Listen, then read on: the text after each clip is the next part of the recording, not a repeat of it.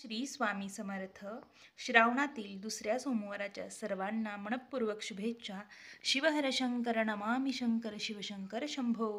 हे गिरिजापती भवानी शंकर शिवशंकर शंभो. शिवहर शंकर नमामि शंकर शिवशंकर शंभो. हे गिरिजापती भवानी शंकर शिवशंकर शंभो. सर्वांना पुन्हा एकदा श्रावणी सोमवारच्या खूप साऱ्या शुभेच्छा. तर श्रावणी सोमवारी पूजा वगैरे कशी करावी याची संपूर्ण माहिती आपल्या चॅनलवर मी अपलोड केलेली आहे, तर जरूर पहा. तर आज आपण पाहणार आहोत की भगवान शिवांची तुम्ही या श्रावण महिन्यात अजून एक अतिशय उच्च कोटीची सेवा करू शकता. तर ती सेवा आहे ती श्री महामृत्युंजय कवच. तर याची ही सेवा आहे.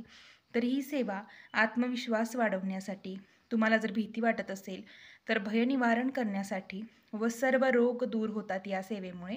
तुमच्या घरात जर एखादी व्यक्ती सतत आजारी पडत असेल किंवा काही केल्या, खूप औषधं करूनसुद्धा, दवाखाना करूनसुद्धा त्या व्यक्तीला जर फरक पडत नसेल तर ही सेवा त्या व्यक्तीसाठी करू शकता.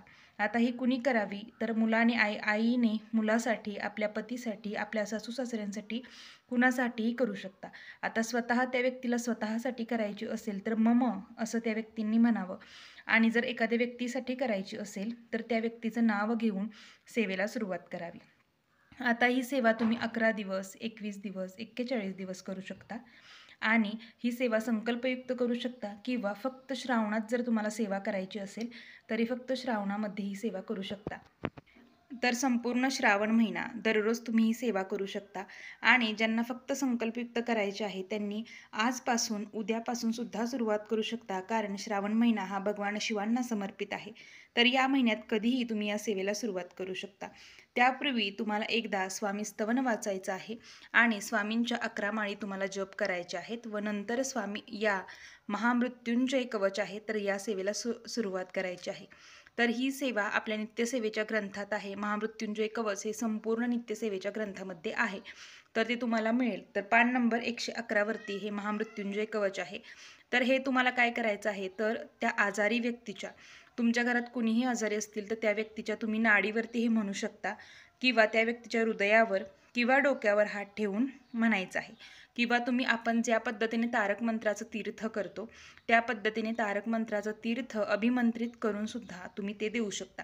आता हे महामृत्युंजय कवच किती वेळा म्हणायचं तर 11 वेळा स्वामी समर्थ या षडाक्षरी मंत्राच्या 11 माळी जप झाल्यानंतर तुम्हाला हे श्री महामृत्युंजय कवच 11 वेळा पठण करायचं आहे. आता जर तुम्ही त्या व्यक्तीच्या नाडीवर पठण करणार असाल तर नाडीवर करू शकता, हृदयावर करू शकता, डोक्यावर करू शकता किंवा अभिमंत्रित तीर्थ त्या व्यक्तीला देऊ शकता. आता बऱ्याच जणांचे असे प्रश्न येतात की ती व्यक्ती लांब असेल घरापासून तर काय करावं. तर त्या व्यक्तीला स्वतः ती सेवा करायला सांगावी. तर त्या व्यक्तीने ती स्वतः सेवा करावी. आणि जर ती व्यक्ती जवळ असेल तर तुम्ही या पद्धतीने कोणत्याही पद्धतीने करू शकता. म्हणजे नाडीवर, हृदयावर, डोक्यावर हात ठेवून 11 वेळा महामृत्युंजय कवच म्हणू शकता किंवा अभिमंत्रित तीर्थ 11 वेळा महामृत्युंजय कवच म्हणून ते तीर्थ त्या व्यक्तीला प्यायला देऊ शकता. या पद्धतीने ही सेवा करायची आहे.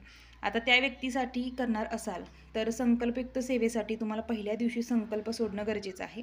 तर संकल्प सोडताना तुम्ही ही सेवा का करणार आहात ते सांगा. अगदी आत्मविश्वास या सेवेने वाढतो.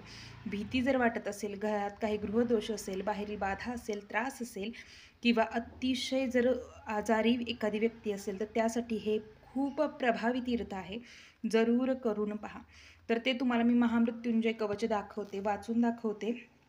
तर ते तुम्हाला 11 वेळा पठण करायचं आहे आणि त्यापूर्वी तुम्हाला स्वामी स्तवन 1 वेळा म्हणायचं आहे आणि 11 श्री स्वामी समर्थ या षडाक्षरी मंत्राचा जप करायचा आहे.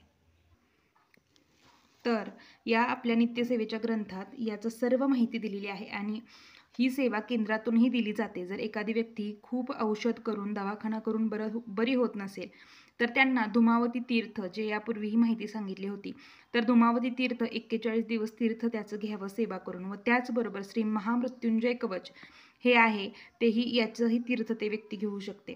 तर आता याच दिलेली आहे संपूर्ण माहिती की अमुकस्य ऐवजी रोगी व्यक्तीचं नाव घ्यावं. म्हणजे इथं जिथं अमुकस्य दिलेलं आहे तर तिथे तुम्हाला त्या व्यक्तीचं नाव घ्यायचं आहे.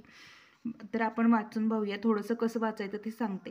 ओम अस्य श्री महामृत्युंजय कवचस श्री भैरव ऋषी गायत्री छंद श्री मृत्युंजय रुद्रो देवता ओम बीजं जू शक्ती स कीलकं हौम इति तत्वं चतुवर्गफल साधनेन वा अमुकस्य सर्व. आता इथं अमुकस्य आहे तर त्या व्यक्तीचं तुम्हाला तिथं नाव घ्यायचं आहे किंवा स्वतःसाठी म्हणणार असाल तर मम म्हणायचं आहे. मम सर्व व्याधी नाशार्थे अभिषेके वा पाठे विनियोग. आता तुम्ही अभिषेक करणार असाल महामृत्युंजय म्हणत पिंडीला तर हे सर्व म्हणत असाल तर तो अभिषेक झाला. आणि जर तुम्ही फक्त पाठ करणार असाल म्हणजे 11 वेळा म्हणणार असाल तर अपाठे विनियोग असं म्हणायचं. अभिषेक करणार असाल तर अभिषेक विनियोग या पद्धतीने. आणि इथून अथ ध्यानम पासून तुम्हाला चालू करायचं आहे. अथ ध्यानम ओम चंद्रमंडलम मध्यस्थे रुद्रमाले विचित्रिते त्रतस्थ चित्तये त्वास्थ्य मृत्यू प्राप्तो मी जीवत. आता हे संस्कृत आहे, उच्चार स्पष्ट असावे. वाचायला वेळ लागला तरी उच्चार स्पष्ट ठेवा, कारण हे मंत्र स्वरूप असतात, त्यामुळे वाचताना नेहमी व्यवस्थित वाचायचा प्रयत्न करायचा.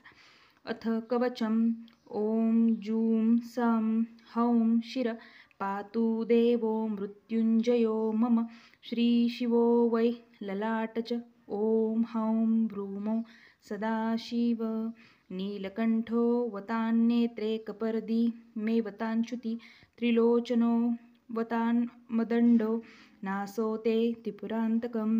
तर या पद्धतीने संपूर्ण तुम्हाला हे कवच आहे तर ते वाचन करायचं आहे. आणि ते इथपर्यंत आहे. इति श्री महामृत्युंजय कवचम संपूर्ण. तर हे एवढंच आहे एक पेजचं. तर हे तुम्हाला 11 वेळा पठण करायचं आहे. आता पठण करताना नाडीवर करा, पाणी तीर्थ बनवून त्या व्यक्तीला द्या. जे आजारी व्यक्ती असेल त्या व्यक्तीसाठी ही सेवा करायची आहे. तर या पद्धतीने सेवा करा. 11 वेळा वाचा. आपल्या नित्यसेवेच्या पुस्तकात हे संपूर्ण महामृत्युंजय कवच आहे. 111 पान नंबरवरती आहे. आणि ज्यांना संकल्पयुक्त सेवा नाही करायची त्यांनी फक्त नित्यसेवा म्हणून सुद्धा याचं एकदा वाचन करू शकता, 11 वेळा वाचन करू शकता. फक्त सोमवारी करा किंवा संपूर्ण श्रावण महिना तुम्ही ही सेवा करू शकता. तर या पद्धतीने सेवा करा. रुद्र अभिषेक तर अतिशय उच्च कोटीची सेवा आहे, पण बऱ्याच जणांना कामामुळे वगैरे ही सेवा करणं जमत नाही. त्यांनी श्री महामृत्युंजय कवचची ही सेवा करू शकता, पठण करू शकता. अभिषेक करणं शक्य नसेल त्यांनी तर ही सेवा जरूर करा. झालेली सेवा महाराजांच्या चरणी मी रुजू करते. सर्वांना श्री स्वामी समर्थ. अवधूत चिंतन श्री गुरुदेव दत्त. व्हिडिओ आवडत असल्यास व्हिडिओला लाईक, शेअर आणि सबस्क्राईब करा. धन्यवाद. आणि नियम काय आहेत तर ही सेवा पूर्ण होईपर्यंत मांसाहार कडकडीत वर्ज्य आहे. आणि जर तुम्ही संकल्पयुक्त सेवा एखाद्या व्यक्तीसाठी करणार असाल तर ब्रह्मचर्या पालन करायचं आहे.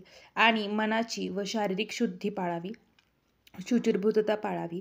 एवढेच साधे सोपे याला नियम आहेत. व एकाच वेळी एकाच बैठकीत ही सेवा तुम्हाला पूर्ण करायची आहे. मग कोणतीही वेळ तुम्ही ठरवा. सायंकाळी करू शकता प्रदोष काळात महादेवांची सेवा, किंवा सकाळी लवकर सेवा करावी. दुपारी वगैरे ही सेवा करू नये, कारण महादेवांना प्रदोष काळची सेवा ही अतिशय प्रिय आहे. किंवा सकाळी ही सेवा तुम्ही करू शकता. आणि जरी अभिमंत्रित तीर्थ तुम्ही तयार केलं तर ते लगेच त्या व्यक्तीला प्यायला द्यावं, कारण त्याचा जास्त असर होतो किंवा जास्त परिणाम चांगला दिसून होतो. एवढीच ही सेवा आहे. सर्वांनी करा.